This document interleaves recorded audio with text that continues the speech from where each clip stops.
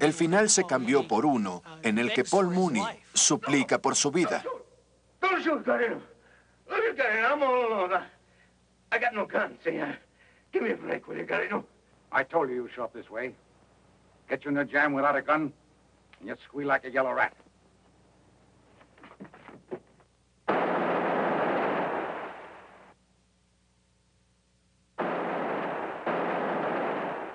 Aún este final no satisfizo a muchos censores. Hayes convenció a Hughes de filmar otro final en el que Tony Camonte fuera enjuiciado. Antonio Camonte, you're ruthless, immoral, and vicious. There is no place in this country for your type. Mostrar la sentencia del juez y el castigo legal evitó más problemas de censura para Hayes y el estudio. A mí me molestaría que ese comportamiento no fuera castigado en las películas. Pero con esta mezcla de bueno y malo, la gente que la vida es compleja y su narración debe serlo, como una introducción a lo complejo de la vida. El otro punto de vista es que las imágenes deben dar lecciones positivas. Las narraciones deben enseñar positivamente. El bien debe triunfar. El débil debe protegerse. El mal debe castigarse. Esa es la forma simple y didáctica. Yo creo que eso deriva en una deformación artística. La hace simplista. En 1932, la presión para eliminar las películas de gángsters era inevitable. El gobernador de Nueva Jersey declara: nuestras películas glorifican al delincuente americano. Debemos sacarlas de nuestra ciudad. Aún Al Capone, el cara cortada verdadero, dijo en una entrevista que no culpaba a los censores por prohibir las películas de gángsters. Estas películas hacen que muchos jóvenes quieran ser gángsters y eso no sirve a un propósito útil. Hayes convence a los estudios por su propio bien de abandonar la producción del género gangsteril. Para llenar el vacío, toman el sexo.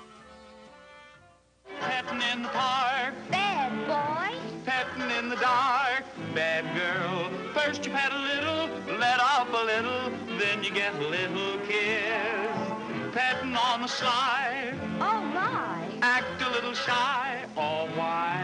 Struggle just a little, then hug a little, cuddle up and whisper this. Come on, I've been waiting long. Why don't we get started? Come on, maybe this is wrong. Well, gee, what of it? We just love it.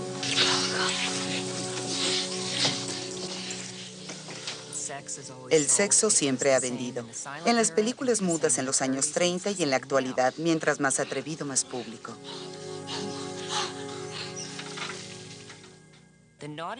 Siempre ha sido igual. Desde la perspectiva de los estudios, solamente es dinero. No pensaban que influenciaban a la gente. No les importaba si la influenciaban. Querían meter gente a los cines y el sexo vendía. Red, this can't go on. But why? I love my wife. I've never loved anybody else. Why, we've been sweethearts ever since we were kids. Yeah, but she doesn't need to know about us.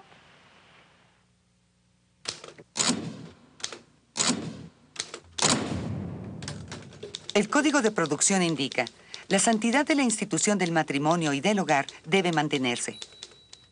El adulterio y el sexo ilícito, algunas veces requeridos por el argumento, no deben ser explícitos ni justificados, ni presentados en forma atractiva.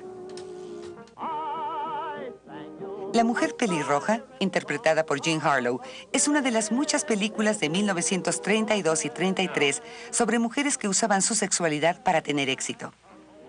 El tema rebasaba el límite del código, pero tenía gran atractivo para el público, cuando aún seguía la depresión. Lo que al público encantaba y a los moralistas horrorizaba en la mujer pelirroja era el personaje de Lil Andrews, que era una mujer terrible, terrible. I'm afraid you can, miss, but I'll wear it. Oh. Se acostó para alcanzar el éxito. Le gustaba el sadomasoquismo. Hay una escena donde él la golpea y ella está feliz. Is that so? Well, why don't you do it? Keep away from me, I'm warning you. Why don't you do it? Keep away from me. You don't dare stay here. You don't trust yourself. Oh, do it again. I like it. Do it again.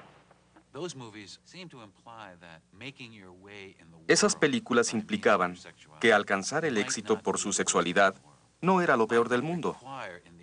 Tal vez al final el juicio de Dios no las mataría ni las llevaría al manicomio.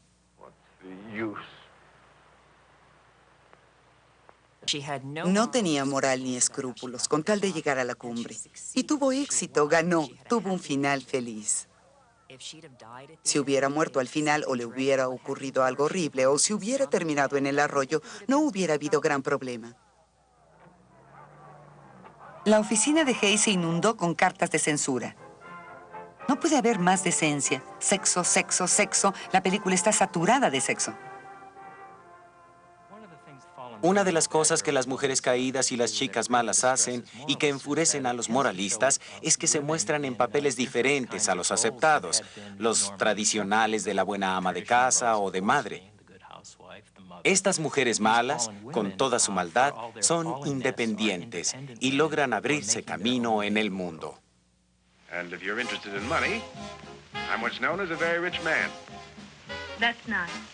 You see, I couldn't waste my time with you if you weren't. Have you had any experience? Plenty. Goodness, what beautiful diamonds. Goodness, I've nothing to do with it, dearie. A pesar de violaciones obvias al código de producción, las películas fueron aprobadas para su exhibición, ya que Hays siempre tenía un ojo en la taquilla.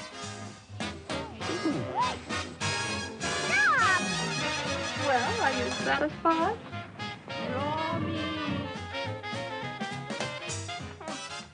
Pero al proliferar las chicas malas y las vampiresas, los campeones del código cada vez se frustraban más.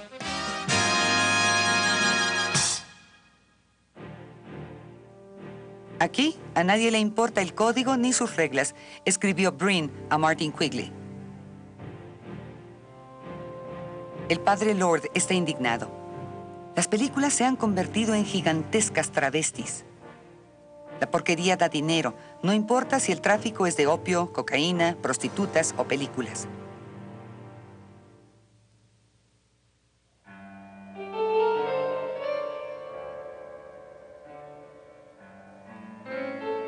En 1933, la depresión empeora y las filas para el pan desplazan a las de los teatros por todo el país. El público de cine ha disminuido 40% en 3 años. Sobre Hollywood pende la amenaza de un mandato de censura federal con reglas propuestas por Franklin Roosevelt bajo la administración de un nuevo trato. Para aumentar el nerviosismo de Hollywood, empiezan a publicarse los resultados de un estudio científico sobre los efectos de las películas en los niños.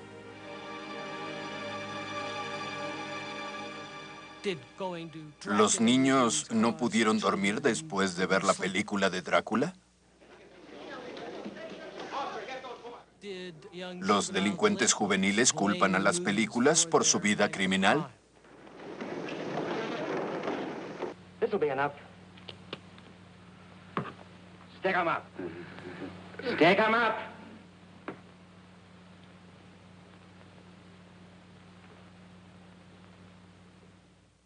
Con frecuencia ocurre en los ciclos de nueva tecnología. Cuando surge algo nuevo, la primera reacción es, ¿qué va a pasar con los niños? Lo vemos ahora con la Internet. Vemos ciclos que algunas personas llaman el legado del temor.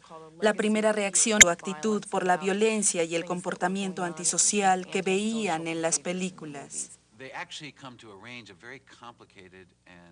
Los científicos del estudio eran buenos y llegaron a unas conclusiones tentativas muy complicadas.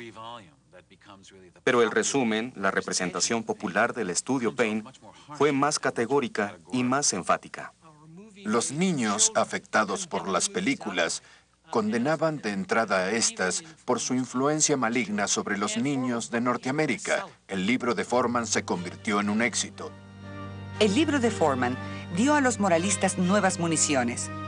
La Iglesia Católica aumentó la presión, creando la Legión de la Decencia, que pedía a los católicos boicotear las películas que ellos consideraban inmorales.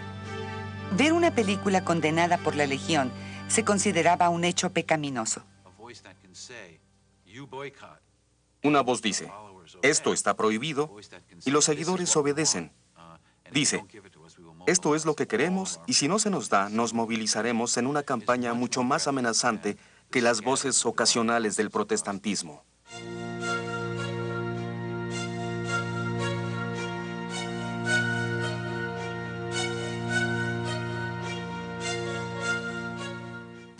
Eso asustó a Hollywood. Los católicos de Boston, Nueva York, Pittsburgh y Cleveland, donde se hacían las primeras exhibiciones de las películas, eran de gran importancia para la industria y tenían miedo del boicot adicional de 20 millones de católicos que podrían arruinarlos. El director del Banco de América, A.H. Giannini, un católico muy poderoso, amenazó con dejar de financiar las películas inmorales. Otros grupos religiosos se sumaron a la causa.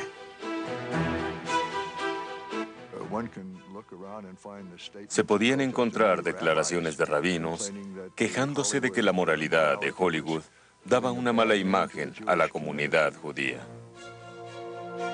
A la mitad de 1934, la industria cinematográfica se tambaleaba por la condenación de los grupos religiosos, los problemas económicos de la época y la amenaza de la censura federal. La Iglesia Católica ofreció a la industria una salida. Dijeron a Hayes que no querían censura federal y no apoyarían la iniciativa, pero querían que el código que la industria había aceptado en 1930 fuera cumplido y proponían un censor católico. Por fin llegó el momento para Joy Breen. Hayes lo nombró director de una nueva oficina, la Administración del Código de Producción. La ACP tenía autoridad para ordenar cambios en los libretos y supervisar las películas antes de su exhibición. Una película que no tuviera su aprobación sería prohibida para exhibición, y el estudio o teatro que no cooperara sería multado con $25,000. Ahora, el código tenía poder.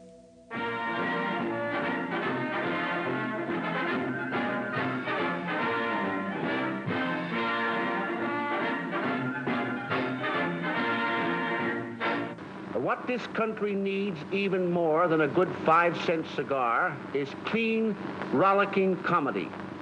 The kind of stories that involve no intricate problems and solve no extramarital difficulties or involvements.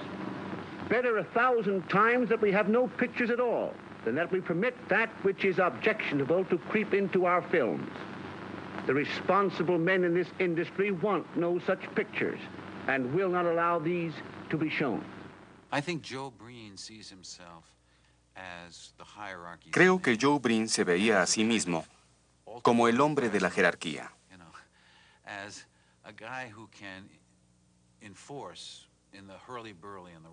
Un acólito con garrote que podía obligar a cumplir lo que decía la jerarquía, de forma que no podía hacerlo un clérigo. Sentía orgullo por ser el supervisor y el luchador. Cuando llegó a Hollywood, usaba el lenguaje educado de la diplomacia y decía, aprendí pronto que pensaron que era un debilucho porque no usaba el lenguaje duro común en la industria. Así que bajé a su nivel y aprendí el lenguaje.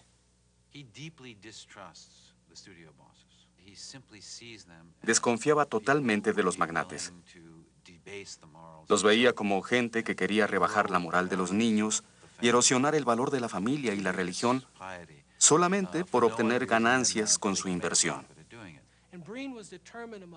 Breen estaba decidido a derrotar al enemigo judío que, según él, corrompía la moral de Norteamérica. Cockeyed philosophies of life, ugly sex situations, cheap jokes and dirty dialogue are not wanted. Decent people don't like this sort of stuff, and it is our job to see to it that they get none of it. La evidencia de la influencia de Breen se vio en las películas. En julio de 1934 tuvieron un cambio radical. Vea la diferencia entre Gold Diggers de 1933 y Gold Diggers de 1935. Compare cómo actúan las chicas y cómo se visten. Fue la diferencia entre Mae West y Shirley Temple.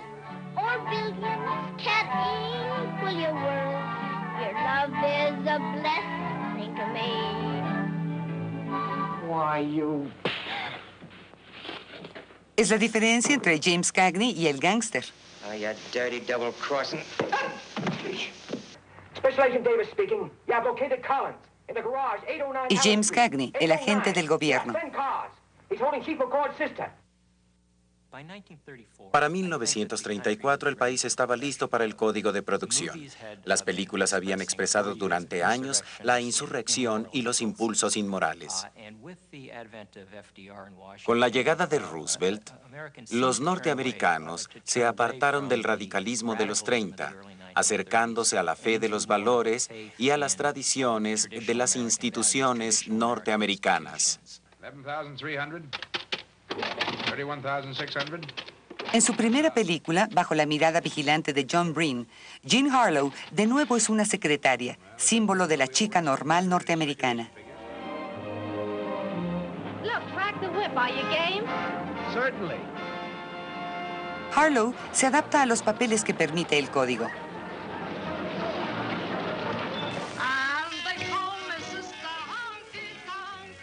Pero la carrera de Mae West se arruina. I like sophisticated men to take me out. Well, I'm not really sophisticated. Well, you're not really out yet either. El doble sentido y la sugerencia sensual que la caracterizaban se prohibió.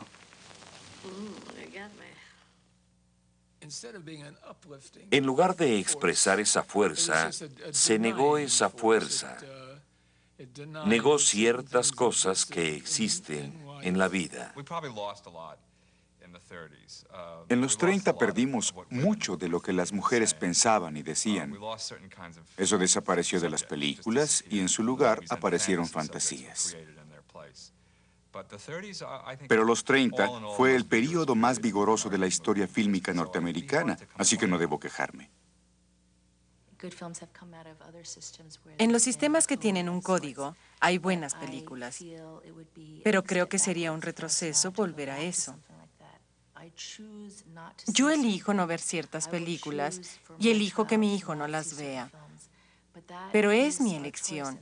Para mí eso es lo que el país defiende. El poder tomar la decisión y no que alguien me la dicte.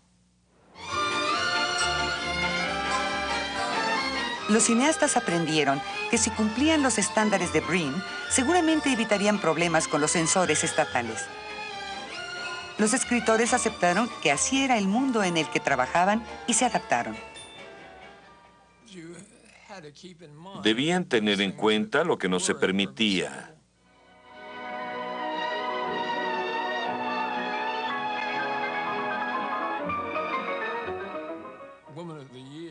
La mujer del año fue esencialmente una historia de amor. Ella lo invita a subir a su apartamento. La forma normal de terminar esta escena hubiera sido con ellos en la cama. Evitamos siquiera el sugerirlo, y pensé que la única forma de evitarlo era que uno de los dos tuviera fuertes reservas morales. No. Decidimos que debía ser Spencer Tracy.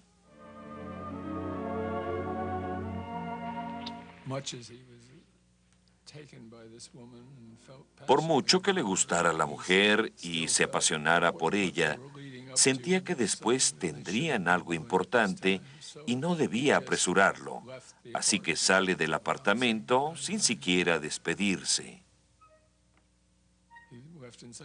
Se va tan deprisa que olvida el sombrero.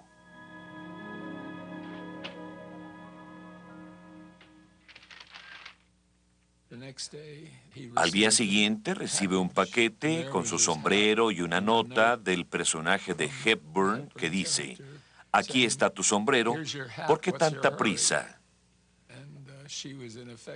Eso lleva a pensar que quería que él se quedara. Es un ejemplo de cómo hacíamos las cosas diferentes en esa época.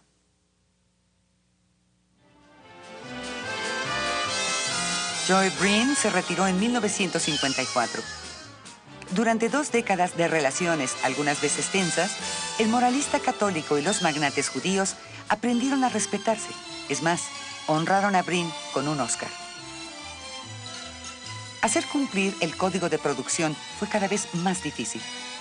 En 1948, una demanda antimonopolio obligó a los estudios a vender sus cadenas de cines.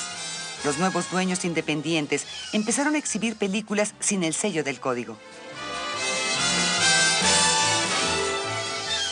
En 1952, después de 37 años de censura legal, se otorgó a las películas la protección de la libertad de expresión bajo la primera enmienda constitucional. El reinado de Breen se extendió desde la Depresión a la Segunda Guerra Mundial y llegó a la valiente y nueva era de la televisión y el rock and roll.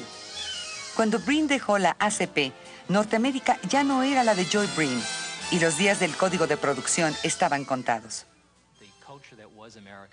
La cultura en la Norteamérica de los 30 era de consenso y homogeneidad, por lo menos públicamente, y empieza a cambiar durante la posguerra cuando demanda más opciones en sus productos de consumo, ya que el auge económico durante la posguerra llegó a todos. Los norteamericanos ya no permitieron que tomaran decisiones por ellos en varias áreas, incluso la moral.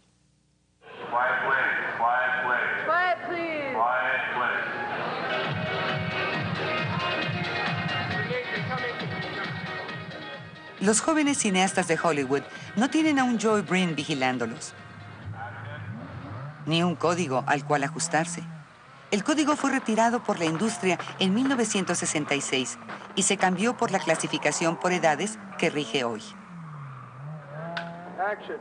We live in a pretty rough time, and the films are pretty rough. And a kind of commercialization, a kind of vulgarization has happened.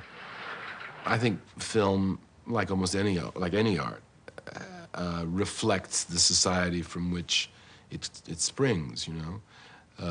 Robert Graves said it's impossible for any artist not to be a part of his own time, even if he's against it. So we always are sort of, we're cursed with that. Para mí lo que importa al final es que tiene éxito lo que es auténtico. Mi guía es hacer lo que siento real, en oposición a lo que siento falso. Lo auténtico en contra de lo que siento manipulador.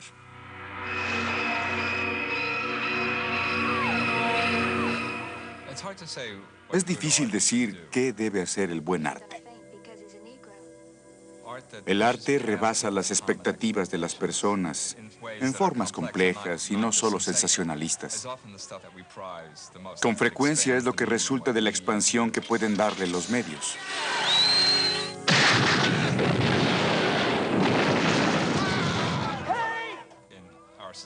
En nuestra sociedad, ahora hay personas que quisieran una cultura popular más limpia. Les gustaría que fuera higiénica.